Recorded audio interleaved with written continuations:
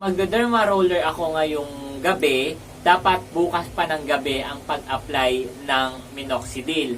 Meron namang nagsabi na okay lang na after ng derma roller ay pwede nang mag-apply ng minoxidil. Hi everyone! Maligayang pagbabalik po sa aking channel at ngayong gabing ito ay excited akong i-share ang video na to at excited akong ipakita sa inyo yung naging resulta ng aking 4 na linggo ng paggamit netong minoxidil at ng derma roller. Kung matatandaan ninyo na grabe yung naging journey ko ng 1 buwan habang ginagamit ko itong derma roller, kung mapapanood ninyo yung mga nauna kong video is talagang madugo yung ating nangyari doon at medyo hindi naman ganun kasakit pero okay na rin kasi isa yun sa mga kailangan nating pagdaanan bago natin ma-achieve or bago natin makita yung improvement na mangyayari sa aking ulo. At ipapakita ko sa inyo dyan dito sa tabi na yung aking kauna-unahang picture or yung kauna-unahang kong kuha ng picture bago ako gumamit na itong minoxidil at ng derma roller. At kung mapapansin nyo dyan is wala talaga siyang buhok or wala siyang tinatawag na balahibong pusa at talagang sobrang kinis niya talaga. Pansinin ninyo yung aking 4 na linggong paggamit ng derma roller at ng minoxidil. Ayan na siya. So kung mapapansin nyo dyan, meron na siyang mga little tiny baby hair na medyo nahihiya pa siyang tumubo at medyo manipis siya ng konti, pero okay na siya para sa akin kasi nakita ko yung improvement or nakita ko yung malaking pagbabago sa loob ng 1 buwan habang ginagamit ko itong minoxidil at yung derma roller. Maraming nag-comment, maraming nag-suggest na dapat daw ang paggamit ng derma roller at ang pag-apply ng minoxidil ay paabutin muna ng 24 hours or ng 1 araw. Sa makatuwid, kung magda-derma roller ako ngayong gabi, dapat bukas pa ng gabi ang pag-apply ng minoxidil.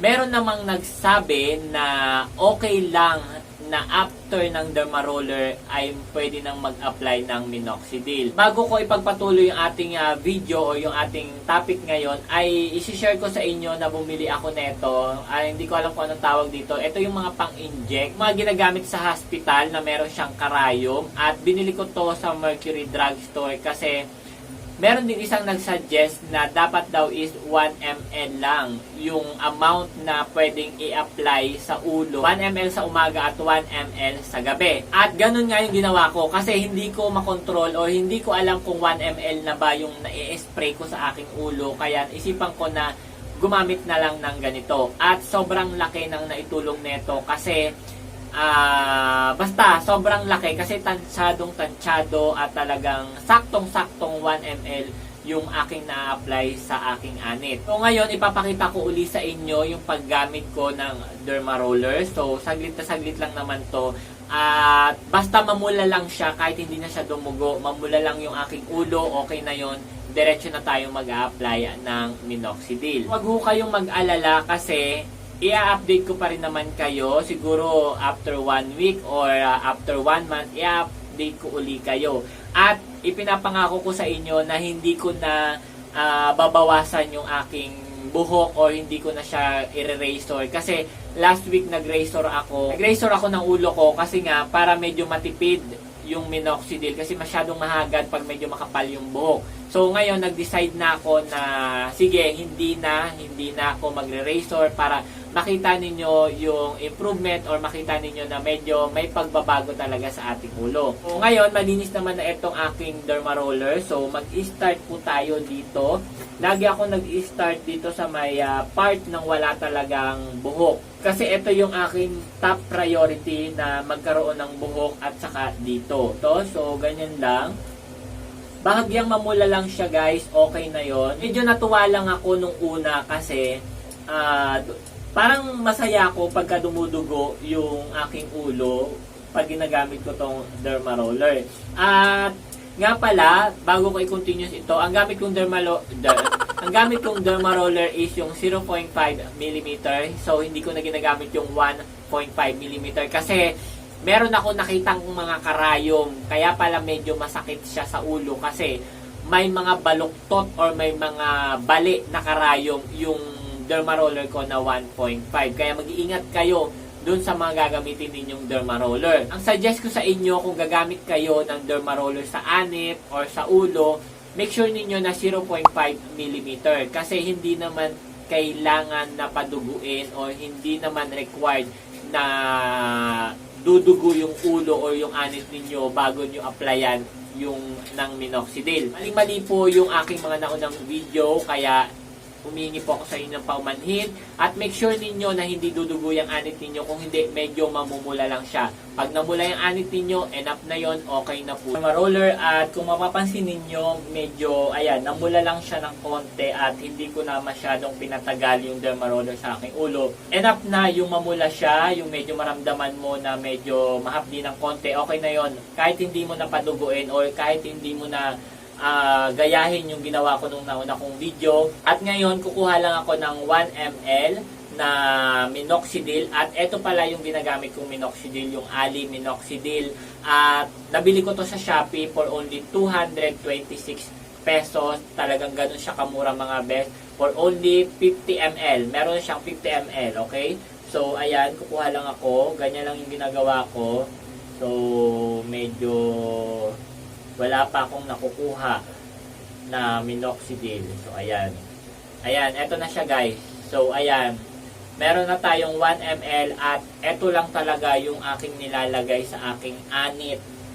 Para at least kahit papaano, medyo tumagal-tagal or medyo matipid yung paggamit ko ng aking minoxidil. Ngayon, mag-a-apply na ako dito. So, medyo mahirapan ako. So, dito na lang ako sa screen titingin. Ayan, ganyan lang siya. Tapos, pahid-pahid lang siya. Yung tamang malagyan lang siya. Ayan, ganyan. So, dito naman. So, ayan. Tapos, dito. Spread out ko lang siya ng konti. Then, wait lang. Titingin lang ako sa salamin kung nabasa na ba lahat yung aking anit dito. So, ayan. Dito naman tayo sa may bandang tuktok dito. Ito, lalagyan ko siya rito. So, pahid-pahid ko lang siya. Konti pa. So, meron pa. Nangangalahati pa lang tayo. Kaya madami-dami pa to. So, ayan. Ganyan lang yung aking ginagawa. Mula nung nabili ko tong 1 ml na to, 1 ml lang talaga yung aking ginagamit. Compare kasi dun sa spray, hindi ko tansyado kung ilang ml na ba yung aking nagagamit. So, ayan.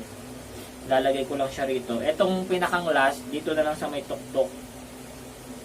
Para dito kasi, kailangan ko to eh. Ayan. So, ayan. Inubos ko na lahat. At, ayan, pasinin ninyo na nabasa naman lahat yung dinaanan ng derma roller. So, okay na yan. Yung patutuyuin pala sa electric fan, may nagsuggest kasi, pinatay ko yung electric fan ko, may nagsuggest kasi sa akin na dapat daw ay hinahayaan tong matuyo kusa at huwag patutuyuin sa electric fan. At madali naman siyang matuyo pagka bago ako pumasok ng trabaho, nag-apply ako na ito. Madali naman siyang matuyo. Bago ako umalis ng bahay, tuyo na kagad siya at hindi siya oily. Yun yung isa sa pinakamaganda at yun yung isa sa pinaka nagustuhan ko dito sa minoxidil kasi hindi siya nagpo-produce ng oily o hindi nag-oiliness yung aking anit at yung aking ulo. Compare dun sa dati kong wala or dun sa dating hindi ako gumagamit ng minoxidil, grabe talaga. 1 hour pa lang nakakalipas na maligo ako, andun na yung mga oily, andun na yung mga oil na ang kintab-kintab na ng aking bunbunan. So, sana ay may naintindihan kayo at sana ay may natutunan kayo sa paggamit ng minoxidil at ng derma roller. Make sure ninyo na tama yung gagamitin ninyong derma roller. Kailangan po is 0.5 mm, hindi po required ng mahaba. At sa susunod na video, ipapaliwanag ko naman sa inyo kung bakit kailangan yung i-stop or itigil yung paggamit ng minoxidil at ng derma roller. Again, yun lamang po ang ating video for today at sana ay nagustuhan nyo. Kung nagustuhan mo ang video na ito, huwag mo kalimutang i-like at i-share na dun sa mga kaibigan mo na naghahanap ng iba pang pamaraan o iba pang paraan para sa pagpapatubo ng buhok at eto na yon, minoxidil lang po. Maraming salamat po at see you on my next vlog. Bye! Bye guys! Mwah!